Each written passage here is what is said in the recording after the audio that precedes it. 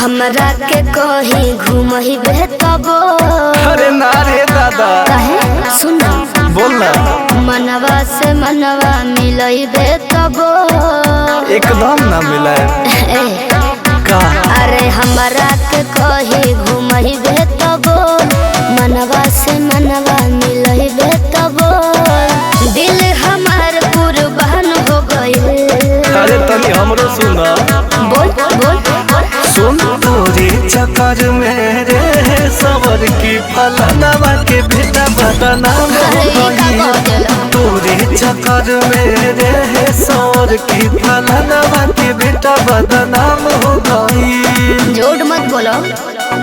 तोरे चक्कर में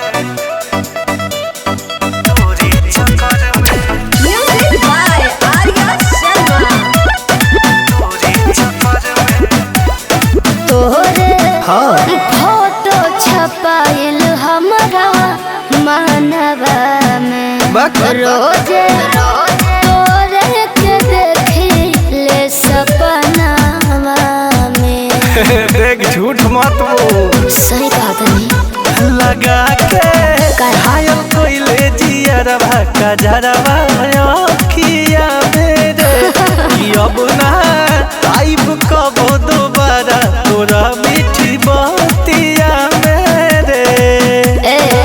चर्चा हमार खुले हम हो गई। अरे तनी कम झूठ बोल। सही रे तोरे चक्कर में रे पतर की फलाना के बेटा बदनाम हो बढ़ले गई। बा। तोरे चक्कर में रे सवर की फलाना के बेटा बदनाम हो गई। बड़का ज्ञानी भइल बड़े।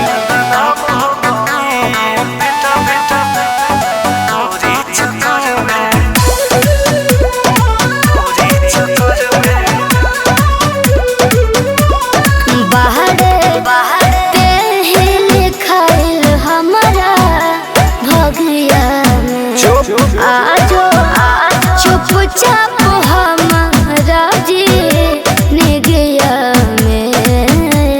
चुप एकदम चुप।